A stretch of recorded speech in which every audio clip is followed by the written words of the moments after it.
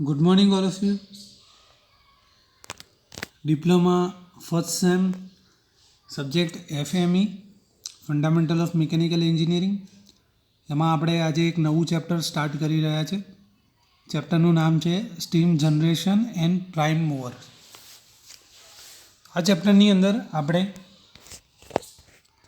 Steam generation અને prime movers શું છે એ બધું સ્ટડી કરવાના છે. એની અંદર પોઈન્ટ્સ છે વર્કિંગ ઓફ બોઇલર અને પ્રાઇમ મૂવર, એ બંને આપણે સ્ટડી કરીશું. એમાં સ્ટીમની અંદર જનરેશન પ્રોસેસ એટલે કે સ્ટીમ કઈ રીતે જનરેટ થાય છે અને એની પ્રોપર્ટીઝ સ્ટડી કરીશું. બોઇલરની અંદર એનું ક્લાસિફિકેશન જોઈશું, એનું વર્કિંગ જોઈશું, એસેસરીઝ જોઈશું, એસેસરીઝ માઉન્ટિંગ બંને જોઈશું, એની એપ્લિકેશન શું છે એ પણ સ્ટડી કરશું. ઓકે, પછી બોઇલરની એપ્લિકેશન શું છે એ પણ સ્ટડી કરશું.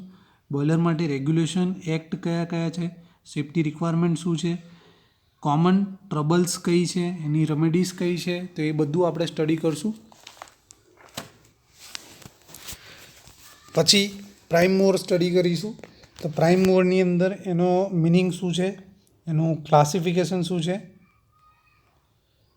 એનું વર્કિંગ કઈ રીતે થાય છે, સ્ટીમ ટર્બાઇન વર્કિંગ કેમનું છે, ગેસ ટર્બાઇન અને એની એપ્લિકેશન, અને કોમન એના ટ્રબલ્સ અને એને રેમેડીઝ. ઓકે, તો આ બધું આપણે આ ચેપ્ટરની અંદર સ્ટડી કરવાના છીએ. અગાઉ ડિસ્કસ કર્યું એ પ્રમાણે ઇન્ટરડિસિપ્લિનરી સબ્જેક્ટ હોવાના કારણે આપણે સિલેબસની અંદર જે ટૉપિક આપેલા છે એ ટૉપિક જ ડિસ્કસ કરવાના છીએ. ઓકે,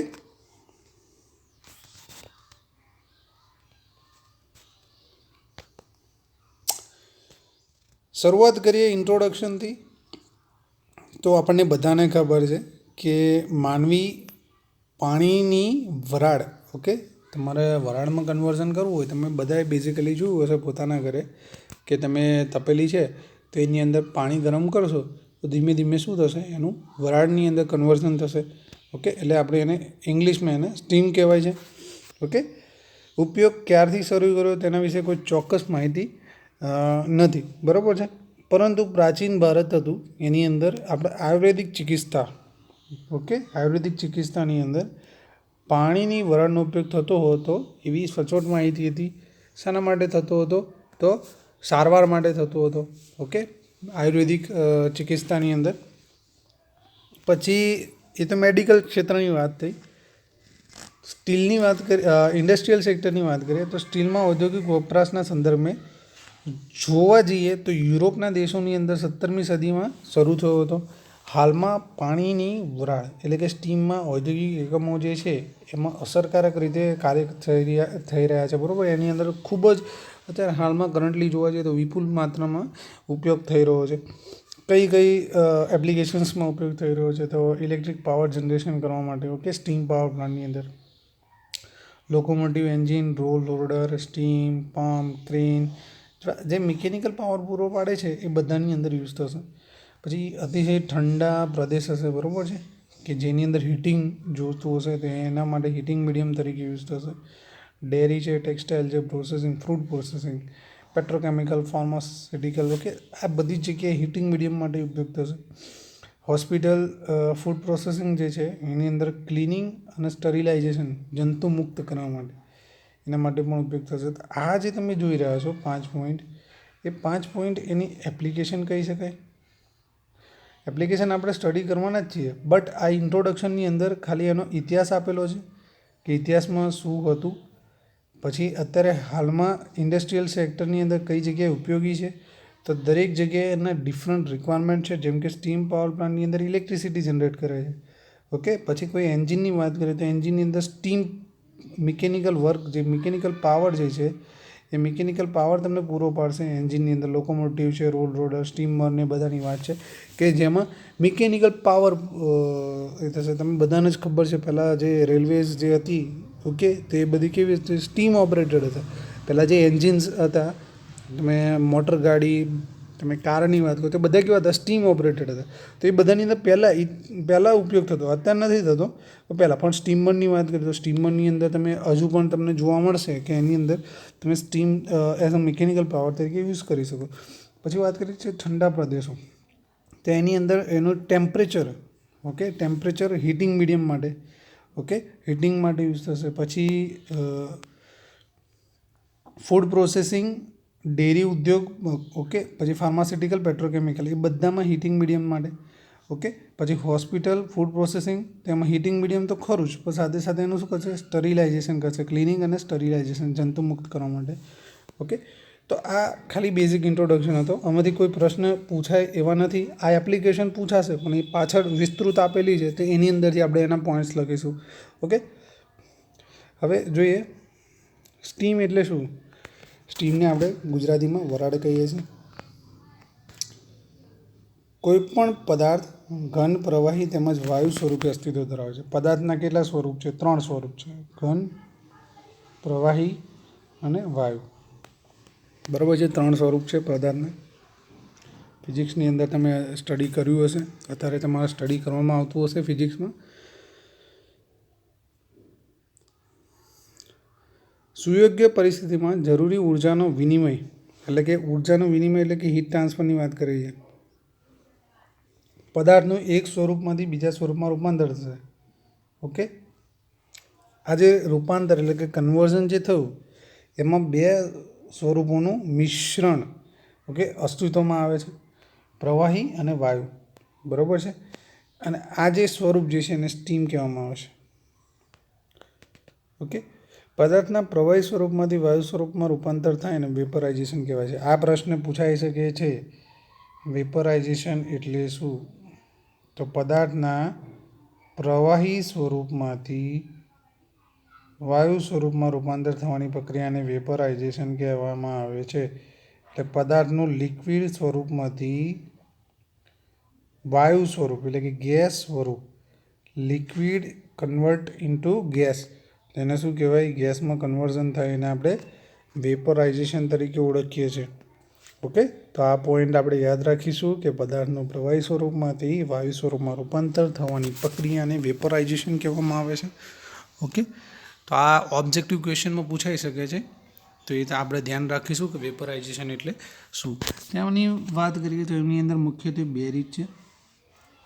એક છે ઇવોપરેશન એટલે કે બાષ્પીભવન દ્વારા, બીજું છે બોઇલિંગ દ્વારા, ઓકે. કોઈ પ્રવાહી છે એને ઉષ્મા આપતા તેની ખુલ્લી સપાટી પરથી સંતૃપ્ત તાપમાન એટલે કે ઉત્કલન બિંદુ તાપમાન કરતાં ઓછા તાપમાને જો વરાળમાં રૂપાંતર થાય, ઓકે, તો એને બાષ્પીભવન કહેવાય. બાષ્પીભવન કોને કહેવાય? તો કોઈ ખુલ્લી સપાટી છે, બરાબર છે, એનું કંઈક સંતૃપ્ત એટલે કે ઉત્કલન બિંદુ તાપમાન જે છે, ઓકે, એના કરતાં ઓછા તાપમાને, કેવા તાપમાને? ઓછા તાપમાને વરાળમાં રૂપાંતર થઈ જાય તો એનું શું કહેવાય? ઇવોપરાઇઝેશન કહેવાય, બાષ્પીભવન કહેવાય, ઓકે. જ્યારે બોઇલિંગની વાત કરીએ તો જ્યારે પ્રવાહીને ઉષ્મા આપતા સમગ્ર પ્રવાહીમાંથી સંતૃપ્ત તાપમાને વરાળમાં રૂપાંતર થાય એટલે એને ઉકળવું કહેવાય, ઓકે. કોઈ પ્રવાહી છે, લિક્વિડને તમે હીટ આપો અને હીટ આપવાથી એનું સંતૃપ્ત ટેમ્પરેચરમાં રૂપાંતર થઈ જાય તો એને શું કહેવાય?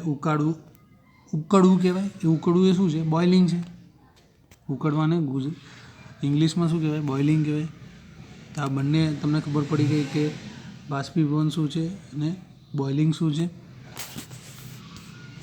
ખાસ ધ્યાન રાખજો, બાષ્પીભવન જે છે એની અંદર સંતૃપ્ત તાપમાન કરતાં ઓછા તાપમાને વરાળમાં રૂપાંતર થશે. સંતૃપ્ત તાપમાન કરતાં ઓછા તાપમાને વરાળમાં રૂપાંતર થશે. જ્યારે બોઇલિંગની અંદર સંતૃપ્ત તાપમાને જ એનું રૂપાંતર થશે.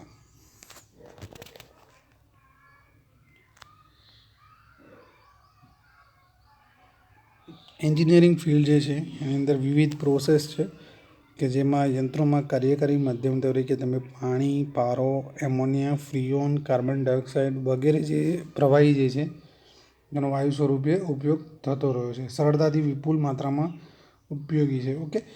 જે એની પ્રોપર્ટીઝ છે કે બિનઝેરીપણું, ઝડપથી ઉષ્મા ગ્રહણ કરવી ક્ષમતા, લઘુત્તમ કિંમત જેવા એના વિશિષ્ટ કેરેક્ટરિસ્ટિક એટલે કે વિશિષ્ટ એના ગુણધર્મો છે, ઓકે. જે તમામ પદાર્થ પૈકી પાણી અને વરાળને ઉપયોગ સૌથી વધુ પ્રમાણમાં થાય છે. હવે એક કોન્સેપ્ટ આપણે સમજવાનો છે કે formation of steam at constant pressure.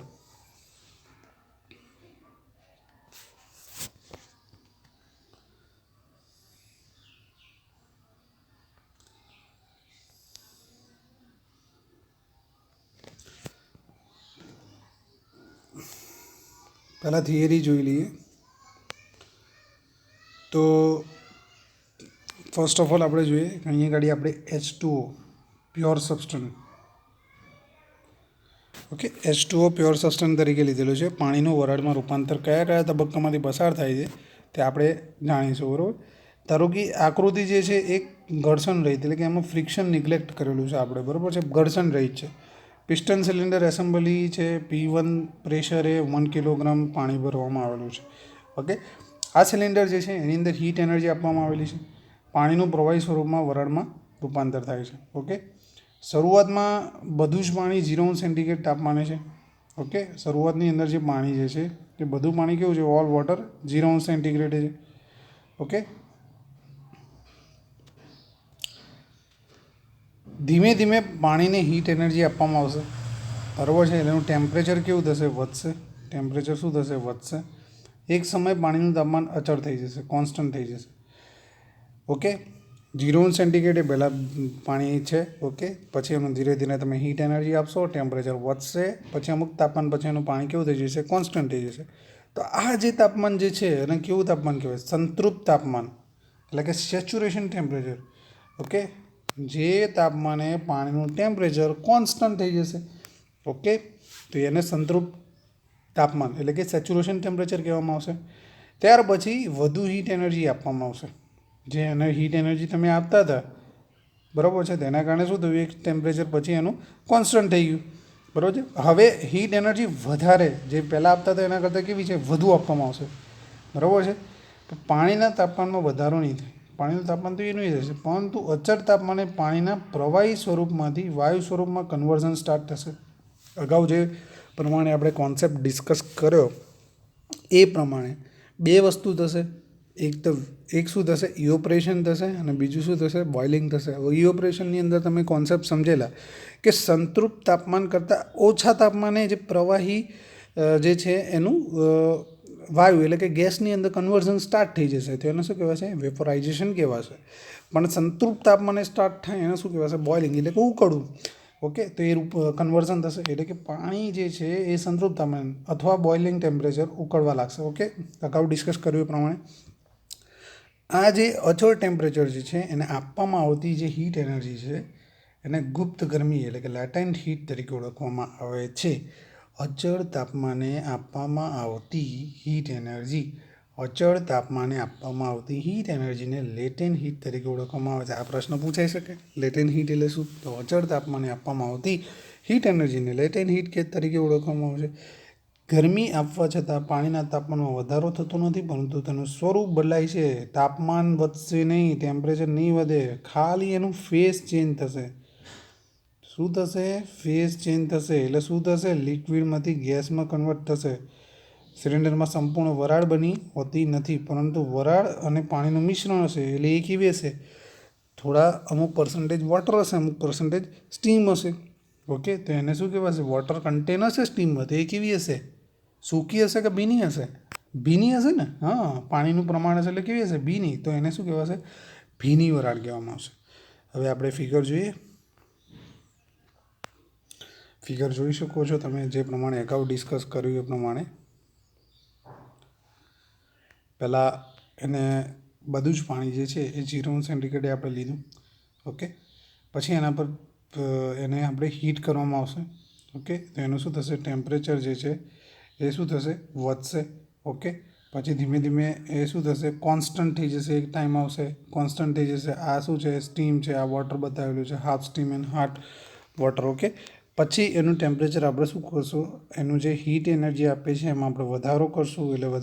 એટલે શું થશે, ટેમ્પરેચર નહીં વધે, બટ એનો ફેઝ ચેન્જિંગ ચાલુ થશે. એટલે શું થશે, લિક્વિડનું ગેસમાં કન્વર્ઝન થશે, વેપરમાં કન્વર્ઝન થશે, ઓકે. પછી આ તમે જોઈ શકો છો કે સેચ્યુરેશન ટેમ્પરેચર બતાવેલું છે, ઓકે. સ્ટીમ જનરેશન કોન્સ્ટન્ટ પ્રેશરની પ્રોસેસ છે આ, ઓકે. કોન્સ્ટન્ટ પ્રેશર પર કરવામાં આવતી પ્રક્રિયા છે.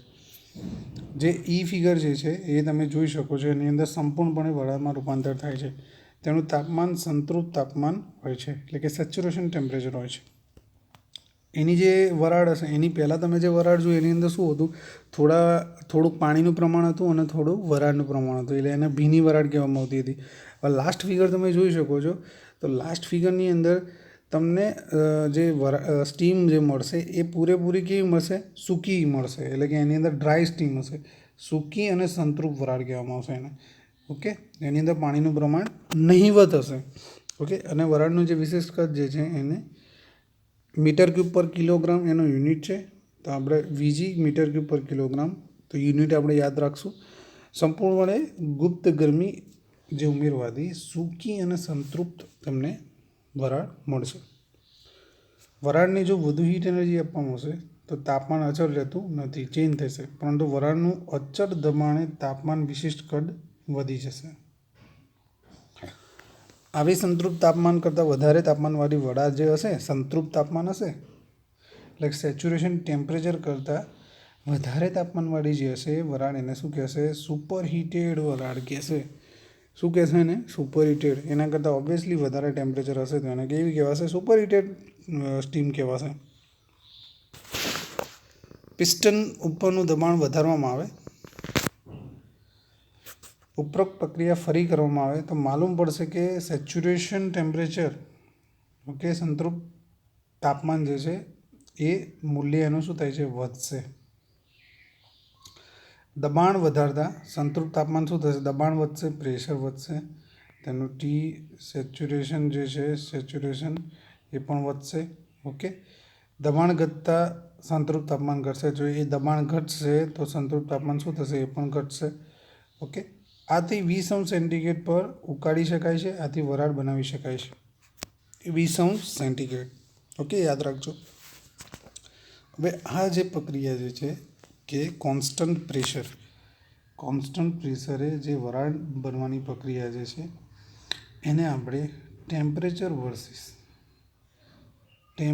વર્સિસ વિશિષ્ટ એન્ટ્રોપી, એટલે કે સ્મોલ એસ.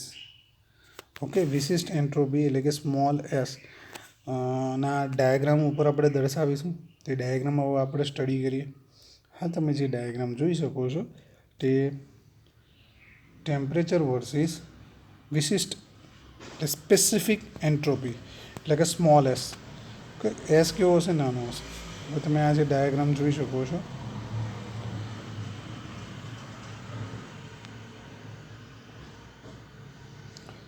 આ ડાયાગ્રામ જે છે સ્ટીમ જનરેશન કોન્સ્ટન્ટ પ્રેશરનો ટીએસ ડાયાગ્રામ છે, એટલે કે ટેમ્પરેચર વર્સિસ સ્પેસિફિક એન્ટ્રોપીનો છે. જો એ લાઇન જે તમે જે જોઈ રહ્યા છો, એ રિજિયન તમે જો અમે રિજિયન પાડેલા છે એ બી સી, તો એ જે છે એ એન્થાલ્પી લિક્વિડનું બતાવેલું છે. બી જે છે એ એન્થાલ્પી ઇવોપરેશનનું, એટલે કે લેટેન્ટ હીટ, એટલે કે ભીની વરાળની વાત કરેલી છે. સી જે છે હીટ સુપરહીટેડ જે છે એની એન્થાલ્પી બતાવેલી છે. અને શોર્ટકટ તમે છે ટી સુપરહીટેડ ટેમ્પરેચર અને ટી સેચ્યુરેશન ટેમ્પરેચર અને ઈ ક્રિટિકલ પોઈન્ટ. આ તમે જે ગ્રાફ જોઈ શકો છો, આ જે ફ્લો બતાવ્યો છે, ઓકે, તમે આ ઈ પોઈન્ટ જે છે એ ક્રિટિકલ પોઈન્ટ છે. ઓકે, હવે આપણે જેમ જોયું એ પ્રમાણે જે ફિગર તમે જોઈ એ પ્રમાણે પહેલાં એને શું છે, વોટર જે છે 0 સેન્ટીગ્રેડ છે, પછી ધીમે ધીમે એને વોટર જે છે 0 સેન્ટીગ્રેડ છે, પછી ધીમે ધીમે એને ગરમ કરવામાં આવશે. ઓકે, ગરમ કરવામાં આવશે પછી એનું શું થશે, એક કોન્સ્ટન્ટ અચળ એક ટેમ્પરેચર, એટલે કે સેચ્યુરેશન ટેમ્પરેચર કોન્સ્ટન્ટ પહોંચી જશે. તો એનું શું થશે, ધીમે ધીમે એનું વરાળમાં કન્વર્ઝન થશે. ઓકે, પછી એનું શું થશે, અમુક પર્સન્ટેજ ઓફ વોટર અને અમુક પર્સન્ટેજ ઓફ સ્ટીમની અંદર કન્વર્ટ થશે, એટલે એને આપણે શું કહીએ છીએ, ભીની વરાળ તરીકે કહીએ છીએ. પછી જે સેચ્યુરેશન ટેમ્પરેચર, એના સંતૃપ્ત તાપમાન જે છે એના કરતાં વધારે તાપમાને જે સ્ટીમ તમને મળશે તો એ શું થશે, સુપર હીટેડ સ્ટીમ મળશે. તો એ જ રીતે અહીં આગળ ગ્રાફની અંદર રિપ્રેઝન્ટ કરેલું છે. ઓકે, તમે જોઈ શકો છો આ ગ્રાફ આ રીતે બને છે. ઓકે, આ તમે જોઈ શકો છો સેચ્યુરેશન ટેમ્પરેચર છે અને સુપર હીટેડ ટેમ્પરેચર છે. Okay, saturation temperature super heated ટેમ્પરેચરની લાઈન આ રીતે બેઉ બનશે. Okay, 0 centigrade 273 kelvin.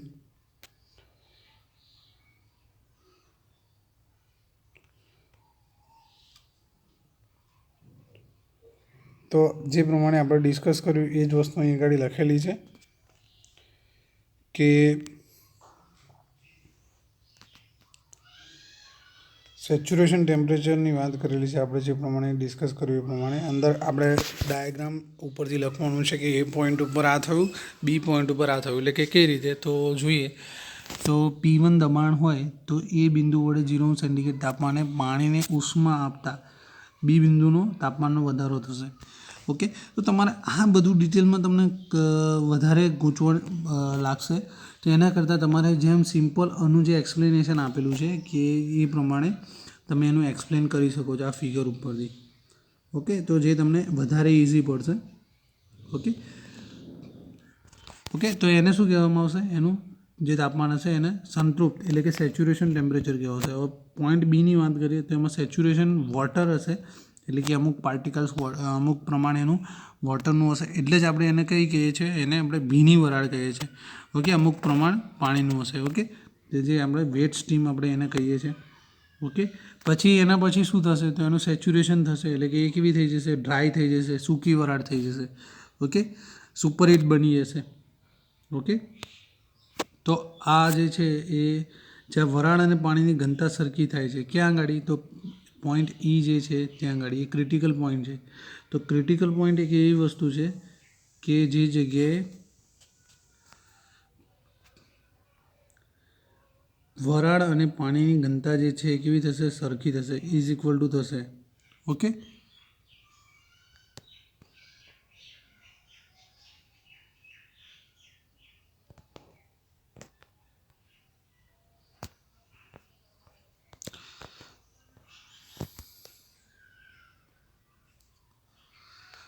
બીજું પણ છે આપણે ધ્યાન રાખવું પડશે કે 0 સેન્ટીગ્રેડ ટેમ્પરેચર ઉપર પાણીને સંતૃપ્ત તાપમાન સુધી ગરમ કરવાથી તેના પર હીટ એનર્જી દર્શાવેલી છે, આપણે ફિગરમાં જોયું. ઓકે, તો એ જે ટેમ્પરેચર ડિફરન્સ થશે એના કારણે એમાં સંવેદનશીલ ગરમી એટલે કે સેન્સિબલ હીટ અથવા તો એન્થાલ્પી ઓફ લિક્વિડ કહેવાશે. આ બધા જ ટર્મ આપણે આગળ જોવાના છે કે સેચ્યુરેશન ટેમ્પરેચર શું છે, સેન્સિબલ હીટ શું છે, એ આગળ આપણે ડિસ્કસ કરવાના જ છીએ. એને એકચ્યુઅલમાં શું કહેવાય છે એની ડેફિનેશન આપણો જે નેક્સ્ટ ટોપિક 3.1 જે છે ટર્મિનોલોજી, એની આપણે ડિટેલમાં સ્ટડી કરશું. ઓકે, હવે જે ફિગર નંબર 2 જે છે એની વાત કરી છે, તેની અંદર લેટેન્ટ હીટ અને એન્થાલ્પીની વાત કરેલી છે. જેમ કીધું એ પ્રમાણે લેટેન્ટ હીટ જે છે એને આપણે ગુજરાતીમાં ગુપ્ત ગરમી કહીશું. ઓકે, તે એ સેચ્યુરેશન ટેમ્પરેચરે તાપમાને સંપૂર્ણ સૂકી વરાળમાં રૂપાંતર કરવા માટે જે હીટ એનર્જી આપવી પડે એ દર્શાવેલી છે. અને જે થર્ડ જે છે એ શું છે તો અચળ ટેમ્પરેચરની જે રેખા જે છે એટલે કે લાઇન્સ જે છે એ અચળ દબાણે બની જશે. બરાબર છે, એટલે એ શું છે, હોરિઝોન્ટલ છે. ઓકે, એનો જે ઢાળ જે છે એ કેવો બનશે, હોરિઝોન્ટલ બનશે. અને લાસ્ટમાં તમે સુપરહીટેડ તમને મળશે. ઓકે, સુપરહીટેડ તમને હીટ જે છે એને એન્થાલ્પી ઓફ સુપરહીટ કહેવાશે. બરાબર છે, આ સાથે આપણે આજનો ટોપિક આટલે સુધી રાખીએ છીએ. નેક્સ્ટ લેક્ચરમાં આપણે 3.1થી આગળ જઈશું, terminology related to steam energy, steam generation.